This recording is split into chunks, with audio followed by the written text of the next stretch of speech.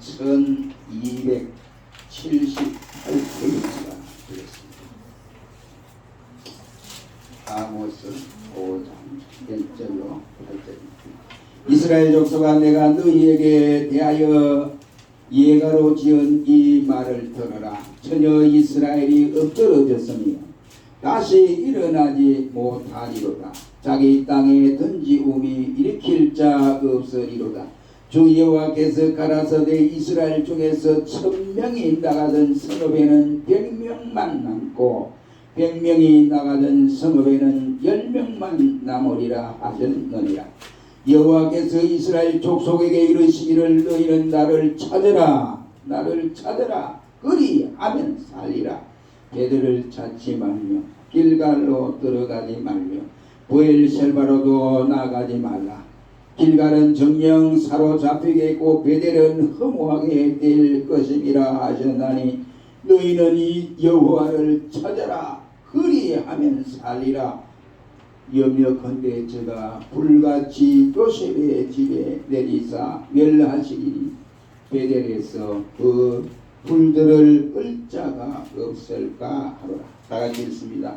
공고를 인내로 정의를 따르는 그치는 묘성과 상승을 만드시며 사망의 그늘로 아침이 되게 하시며 백주로 어두운 밤이 되게 하시며 바닷물을 불러 지면에 쏟으시는 자를 찾으라.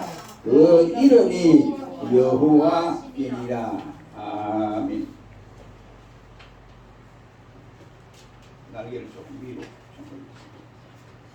동독한 말씀을 통해서 이 시간에는 나를 찾아라 그리하면 살리라는 말씀으로 잠시 은혜를 받기를 원합니다. 오늘 봉독한 본문 말씀은 아모스라고 하는 선지자가 예언을 하는 내용 중에 하나인 것입니다.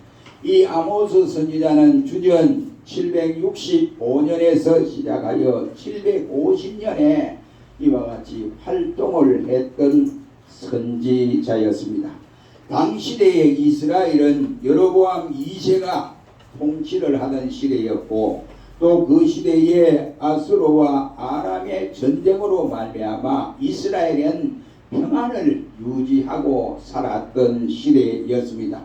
그러나 왕족과 상류층 사람들과의 이 보통 백성들과는 빈부의 차이가 너무나 극심했던 이러한 시대였고 당 시대에는 상업의 윤리도 깨져버리고 또한 성윤리도 깨어져 버리고 사회에 비치는 이와 같은 악한 모습들이 여기저기에서 이와 같이 퍼져 나가고 있던 시대였습니다. 그 시대의 종교도 역시 마찬가지로 혼합 종교가 되어져서 이방 종교와 판을 치게 되고 우상을 숭배하는 혼합 종교까지 이르게 되었습니다. 이러한 모습을 보았던 아모스가 가만히 볼 수가 없더라 이 말이에요.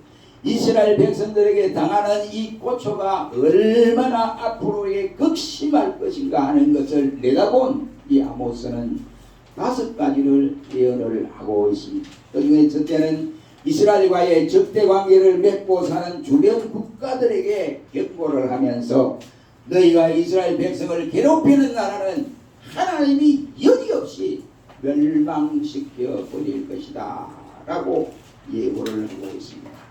당시 주변 국가들은 큰 나라인 수리아를 비롯해서 블레셋, 두로, 에돔 그리고 암몬의 여러 나라 등들이 있었습니다. 그 나라에 이스라엘이 이와 같이 괴롭히는 죄로 말미암아 하나님은 자기 백성의 나라를 괴롭히는 죄로 멸망시켜 버리겠다고 예언을 하고 있습니다.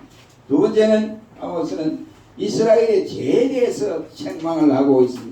계속된 하나님의 사랑을 너희가 배신을 하고 또한 하나님이 이스라엘 백성들에게 이와 같이 사랑을 베풀어 주었지만 너희들은 하나님이 베푸신 사랑을 버리고 다른 치한 짓들만 이와 같이 일삼게 되고 우상을 숭배하면서도 회개할 줄을 모르기 때문에 계속해서 너희는 순환을 받게 될 것이다 라고 이와 같이 말씀을 하면서 하나님이 너희를 매로 친다 라고 예언을 했습니다. 세 번째는 그러면서도 저들이 종교는 형식만 가지고 예배를 드리게 되고 하나님의 이름을 부르고 있으니 이 아모스가 볼 때는 정말로 가정스럽기 짝이 없는 상황이었습니다.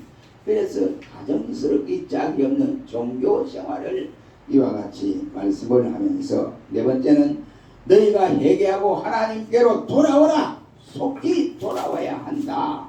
너희가 살 길이 바로 하나님께로 돌아오는 길 그 길밖에 없다 라고 재촉을 하고 마지막 다섯 번째는 메시아 왕국 즉 그리스도가 오셔서 새로운 국가를 건설하고 영원한 왕국의 축복을 주신다고 약속을 말씀하고 있습니다. 우리가 역사를 무시할 수 없습니다. 역사를 무시하는 사람은 누구든지 간에 그 사람은 지구를 떠나야 돼. 역사는 절대로 무시할 수 없습니다. 그럼 왜 역사를 우리가 무시하지 아니하고 역사를 고찰하고 연구하고 이렇게 하는 이유가 뭐냐 이 말이에요. 그렇게 하는 이유는 그 역사를 통해서 우리가 현실을 조명하고 새로운 역사를 창조해 나가기 위해서 그러한 것입니다. 이스라엘의 경우도 우리나라 역사와 비슷합니다. 그래서 하나님은 우리 민족을 너무나 사랑해 주셨고 그리고 지금도 사랑하고 계신다라고 하는 사실. 그러나 우리는 하나님의 그 사랑에 부응하지 못하는 삶을 살고 있지 아니한다 하는 것입니다. 우리가 지난날에 얼마나 시대적 위기가 많이 찾아왔습니까? 그 위기 가운데도 우리나라를 건재하게 지켜주셨고 또한 정치적인 갈등이 얼마나 많았습니까? 그뿐이겠습니까? 경제적 시련이 당하여서 50년대는 저 북한보다도 못 살았어요. 그래서 북한이 도리어 우리나라의 남한에 이와 같이 쌀을 주기도 하고 또 시멘트도 주기도 하고 이렇게 했습니다. 그러한 시련 가운데서도 경제적인 어려움 가운데서도 하나님이 이 나라 이민족을 강건하게 하시고 도와주셨습니다. 그러나 우리 민족은 아직까지도 하나님의 그 기쁘신 사랑을 외면하고 버려야 할 것을 버리지 못하고 살아가는 안타까운 일들이 여기저기에서 발견할 수 있습니다. 고쳐야 할 것을 고쳐야 하는데 고치지 못한 채 살아가고 있습니다. 우상숭배, 형식주의, 허영심, 이기심 등등 모두가 고치고 버려야 할 것들입니다. 우리가 잘 사는 길이 있다고 한다면 민족적 회개와 그리고 하나님 앞에 기도하고 그리고 여호와께로 돌아가는 길, 이 길밖에 없다고 말씀을 드릴 수가 있습니다. 오늘 본문에 보면 이스라엘이 앞으로 이와 같이 엄청나게 어려움이 다가올 것인데 이 어려움이 다가오기 전에 아모스는 여호와께로 돌아가자. 여호와께로 돌아와야 우리가 살 길이라고 외친 것처럼 우리가 얼마나 지금 힘들고 힘듭니까? 자원이 없는 나라가 이 코로나 문제로 엄청난 괴로움을 당하고 있습니다. 엄청난 힘이 듭니다. 여기저기에서 간첩들은 나타나고 막 득실거리지요. 그러니까 엄청난 지금 힘듭니다. 이러한 상황 가운데서 왜 우리의 살 길을 뻔히 알면서도 우리가 왜 기도하지 않느냐? 왜 우리가 여호와께로 돌아서지 않느냐? 왜 하나님과 점점 멀어지려고 이와 같이 하느냐? 코로나 시대를 당하니까 교회가 전도를 씩 꺼내놔도 코로나 딱 걸리는 거. 이 사람이 안 나와요. 전혀 안 나오는 거예요. 안 나와요. 그리고 믿음이 좀 있다고 하는 사람도 보면 안 나와요. 이런 상황입니다. 하나님이 보실 때 이 환경을 왜 줬느냐 말이에요. 애굽에 열재앙을 내릴 때에 하나님이 애굽에 열재앙 내린 것이 애굽 사람들이 좋아서 열재앙을 냈으면 그렇지 않습니까? 이스라엘 백성을 위해서 그 재앙을 준 거예요. 그 열재앙 가운데 이스라엘은 한 사람도 열재앙을 받은 사람이 없습니다. 왜? 자기의 하나님은 사랑하거든요. 잘못해도 하나님께로 돌아오고 회개하고 용서를 배면 하나님이 긍휼히 여겨줍니다. 그럼 우리나라만 코로나 걸리느냐? 그렇지 않습니다. 전 세계적입니다. 그런데 오늘날 전 세계적으로 보면 신앙이 퇴보되고 있다 하는 상황을 우리가 알 수가 있습니다. 미국에도 끌통을 하더라고요. 미국에도 전화를 해보면 그래요. 목사님 큰일 났습니다. 이 신앙생활이 아닌데 이러면 안 되는데 이러더라고요. 미국은 벌써부터 유럽은 벌써부터 그래 됐어요. 우리 한국은 그나마 좀 잘 버텨왔는데 이 코로나 문제로 정말로 심각한 일이 아닙니다. 또 우리가 사는 일이 뭐냐? 오늘 봉독한 본문 말씀에서 그 해답을 찾을 수 있습니다. 첫째는 1절로 3절 말씀에 보면 이스라엘 백성들의 참 옥상이 어떠했느냐 하는 것을 우리에게 알려주는데 2절 말씀에 보면 다시 일어날 수 없을 만큼 엎드러졌다라고 했습니다. 여기 엎드러졌다는 말은 그냥 엎어졌다 다시 일어나는 것이 아니고 멸망한다 이런 말씀이 되겠습니다. 오랜 세월 동안 반복된 행동이 저들이 이렇게 만들었습니다. 이스라엘 백성들이 진정코 엎드러지면 하나님은 일으켜 주시고 또 세워 주시고 또 저들이 살 길을 열어 주시고 이렇게 계속 반복했는데 그런데 이스라엘이 죄를 지으면서 수십 번 수백 번 하나님이 그렇게 해줘도 저들이 깨닫지 못하고 있습니다. 이제는 하나님도 포기하시겠다 이러한 뜻이 되겠습니다. 그래서 엎드러졌으나 일어설 수 없게 되었다라고 말씀을 합니다. 이렇게 세울 자가 없었기 때문에 그렇습니다. 다시 말하면 하나님이 손을 떼시면 다시 일어설 수가 없다 이런 말입니다. 예를 들어 말하면 북한은 우리에게 자꾸 미군 철수하라 미군 철수하라 그러거든요. 미군 철수하라고 왜 미군의 손대라 미군 손대라 이거든요. 미군이 우리나라 손대면 어떻게 됩니까? 저것들이 밤에 쳐들어올지 낮에 쳐들어올지 몰라요. 저들의 마음은 아무도 모릅니다. 이 공산주의라는 게 원래 그래요. 공산주의가 이거 정신을 차리래. 우리 민족이 정신을 차리래. 미군이 철수해 오세요. 쏜사같이 내려올 겁니다. 그래 미군이 있으니까 저들이 계속 말을 못하는 거예요. F-35 그 전투기가요. 북한을 상공을 가면 북한 레이더가 안 걸립니다. 그리고 언제 북한에 돌아다니다가 왔는지 나만이 다시 복귀했는지 모르는 거예요. 그래서 F-35 못 사도록 그렇게 간첩들이 앞에서 거짓한 거예요. 그래서 우리 백성들은 몰라요. 그냥 그렇구나 이렇게 생각하고 그냥 뉴스 보고 그렇구나 그냥. 여러분 보세요. 심각합니다. 이분이 빠져나가 보세요. 우리가 안전하고 예배드리고 이럴 수 있겠느냐고. 그래서 똑같은 말입니다. 하나님의 손이 우리를 떼실 때 우리가 하나님 곁을 떠나버릴 때 그 순간 누가 들어오느냐? 사단이 없애버린다고. 사단이 우리를 공습해버립니다. 그러니 마귀의 세력이 달려듭니다. 예를 들어 말하면 철부지 어린아이가 있습니다. 부모의 보호를 받을 수도 있습니다. 그리고 유괴범들의 보호를 받을 수 있습니다. 그리고는 파출소나 적십자사나 그리고 미아 보호소에도 보호를 받을 수 있습니다. 여러분 보세요. 그 많은 보호소 가운데서 이 어린아이를 안전하게 보호해 줄 사람이 누구냐? 부모잖아요. 부모. 예? 부모잖아요. 그런데 이걸 몰라요. 하나님의 백성이 제일 안전하게 보호해 줄 자가 누구냐 이 말이요. 하나님 자신이잖아요. 하나님이잖아요. 그런데 그 하나님 앞에 부르지도 않아요. 그 하나님을 찾지도 않아요. 입이 딱 다물어서 버거리처럼 가만히 있습니다. 그러니 우리는 이와 같이 어린아이가 부모의 보호를 받아야 되듯이 성도에게는 하나님이 우리를 보호해 주셔야 됩니다. 그리고 우리 모두가 하나님의 보호를 외면하지 마시기를 주의 이름으로 축원합니다. 두 번째 이스라엘의 참상은 3절에 보세요. 1000명이 나가던 성읍에 100명이 남았고 100명이 나가던 성읍에는 10명만 남았다 라고 3절에 말씀을 하고 이 무슨 뜻입니까? 쉽게 생각하면 1000만원 수입이 100만원 수입밖에 안 되고 또 100만원 수입하던 사람이 그만 10만원으로 뚝 떨어져 버리고 10만 원 수입하던 되는 사람이 만원으로 줄어들어 버리고 말았습니다. 이게 지금 우리나라의 형편입니다. 옛날부터 성읍이나 도시에 사람들의 왕래가 빈번해야 번영하고 발전했습니다.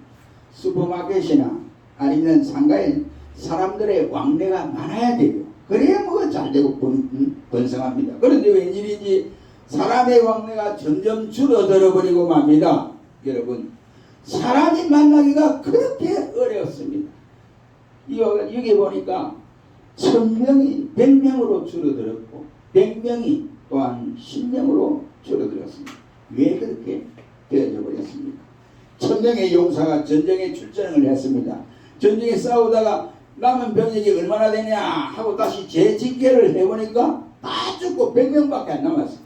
그 100명 남은 사람들도 다시 본인들도 재정비를 해서 다시 출전을 합니다. 출전해서 전쟁이 끝나고 또 쉬어보니까 10명밖에 안 남았어요.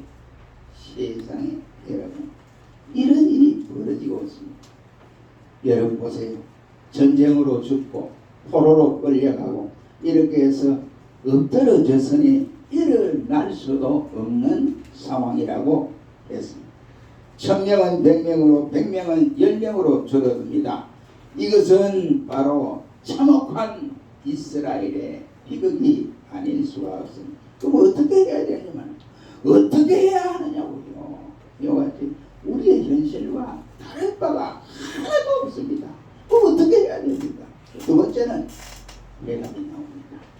너희는 나를 찾아라.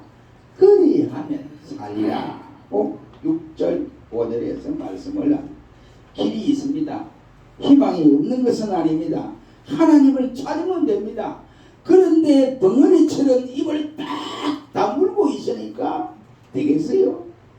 한 번 더 살려달라고, 하나님 긍휼히 여겨달라고, 우리나라를 보살펴달라고, 도와달라고 하나님을 찾으면 하나님은 살려주겠다라고 말씀을 하십니다. 우리가 살기 위해서는 하나님을 찾아야 됩니다. 그런데 하나님을 찾는데 아무 데나 찾는 게 아니고 하나님을 찾는데도 오늘 본문에 보면 정도가 있습니다. 어떻게 찾느냐? 5절에 세상 길을 찾아서는 안 된다 라고 말하는 5절에 베델을 찾지 말며 길갈로 들어가지 말며 브엘셀바라도 나가지 말라. 길갈은 정령 사로잡히게고 베델은 허무하게 될 것이라 했습니다. 5절에 그렇게 말씀합니다. 살기가 힘들고 나라가 어려워지고 주변 정세가 긴박해지더라도 세상에 살 길을 찾으려고 하면 찾아야 되는데 세상에서 그 길을 찾으려고 하니 하나님이 딱 가로막고서 안 되게 만들어버립니다. 그러니 우리는 그럴 때 오늘 본문처럼 길갈이나 베델이나 브엘셀바는 왜 그리 가지 말라고 했느냐? 그곳은 우상을 섬기기 위해서 우상의 정각이 곳곳에 크게 세워져 있는 곳으로 변해버렸습니다. 살기가 힘이 들고 사바기가 너무너무 힘든 이 세상 가운데서 위기의식의 고조 때문에 신자가 전에 그거가지고 엎드려서 100번 100번 죄를 된다고 손을 모으고 엉덩이를 하늘로 올리고 참 옳좋습니다.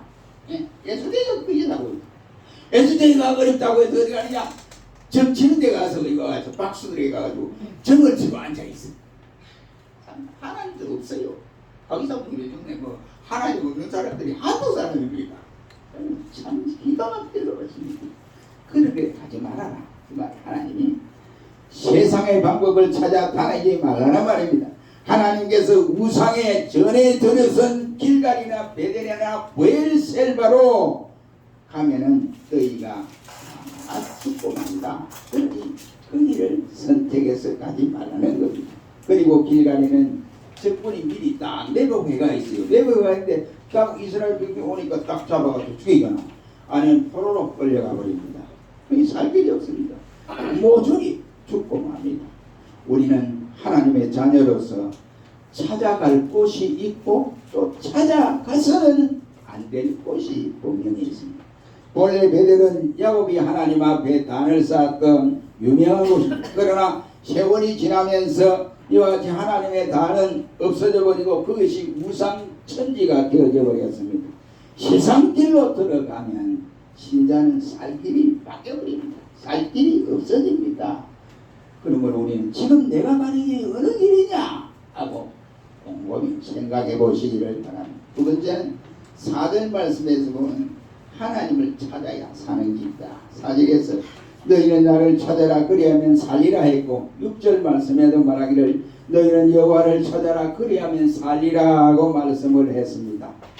어떤 어린아이가 길을 가다가 이게 10,000원을 주셨어요.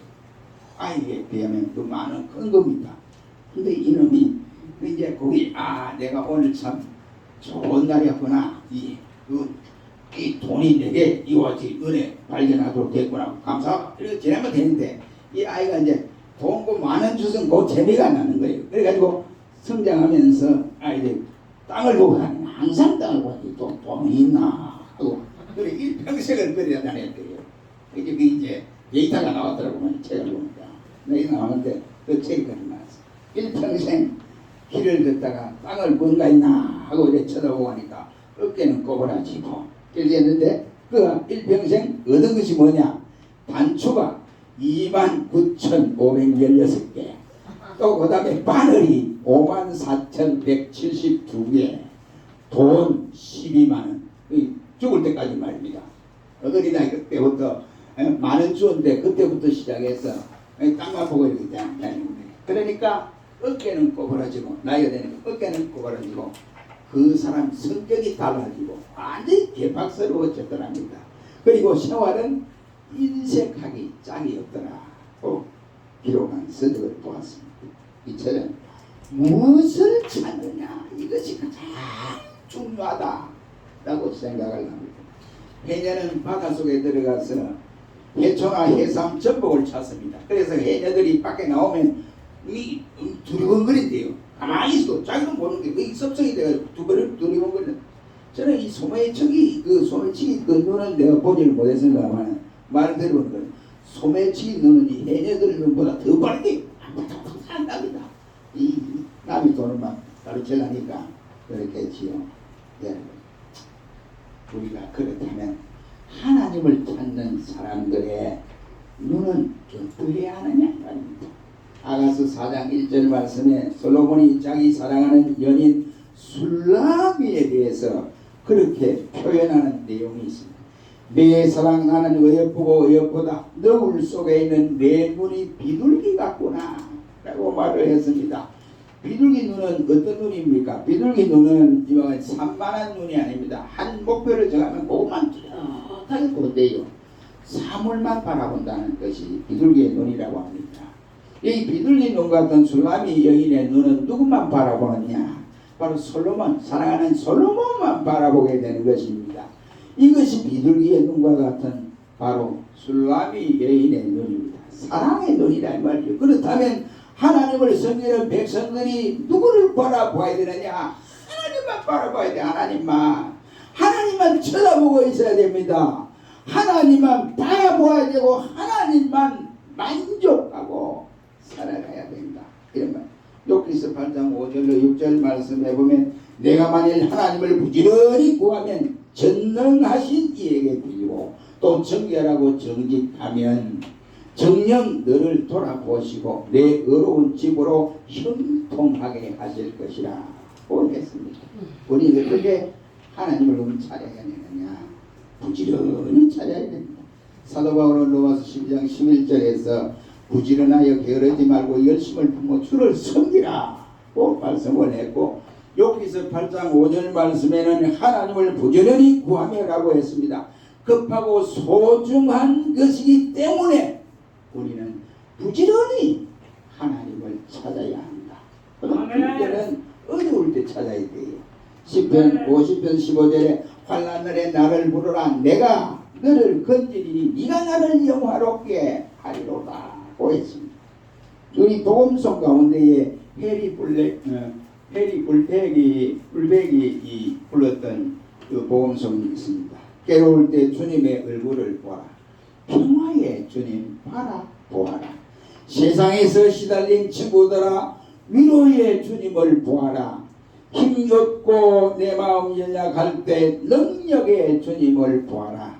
주의 이름 부르는 모든 자는 힘 주시며 늘 지켜 주시리라. 오려면 눈을 들어 주를 보라. 내 모든 염려 주께 맡겨라. 슬플 때 주 예수 얼굴 보라. 사랑에 주님 안식 주시리라는 복음송이 있습니다. 세상에 시달릴 때, 힘이 없고 마음이 연약할 때에, 또한 외롭고 속상할 때에, 누군가의 도움이 필요할 때 주님을 찾고 그 이름을 부르라는 복음송입니다. 세 번째는 또 그 능력을 믿고 찾아야 됩니다. 오늘 8절에 보면 다 같이 읽어보겠습니다. 시작. 여성과 삼성을 만드시며 사망의 그늘로 아침이 되게 하시며 백지로 어두운 밤이 되게 하시며 바닷물을 불러 지면에 쏟으시는 자를 찾아 그 이름이 여호와시라. 이 무슨 뜻입니까? 천지와 우주 만물을 지배하시는 하나님, 절망을 희망으로 바꾸시는 하나님, 무덤에서 부활의 생명을 찾게 하시는 하나님, 파도 같은 기세로 역사를 심판하시는 하나님, 불가능이 없으신 하나님을 믿고 찾으라. 찾으면 어떻게 됩니까? 찾으면 삽니다. 이사야 55장 6절로 7절 말씀에 너희는 여호와를 만날 만한 때에 찾으라. 가까이 계실 때 그를 부르라. 그가 긍휼히 여기시리라. 널리 용서하시리라고 했습니다. 하나님을 찾으면 개인이 삽니다. 하나님을 찾으면 나라가 삽니다. 하나님을 찾으면 절망이 희망으로 바뀝니다. 하나님을 찾으면 사망이 생명이 되어집니다. 하나님을 찾으면 죄인이 의인으로 변합니다. 하나님을 찾으면 슬픔이 기쁨으로 변합니다. 그 누구도 빼앗아갈 수 없는 평화가 내 속에 넘치게 되어집니다. 여러분, 지금 하나님을 찾읍시다. 우리 모두 하나님을 찾아라. 그리하면 살리라고 말씀하였으니 이 어려운 시대에 우리 하나님을 꼭 찾고 찾아 나가는 우리 모두가 되시기를 주의 이름으로 축원합니다. 기도하겠습니다. 전능하신 하나님,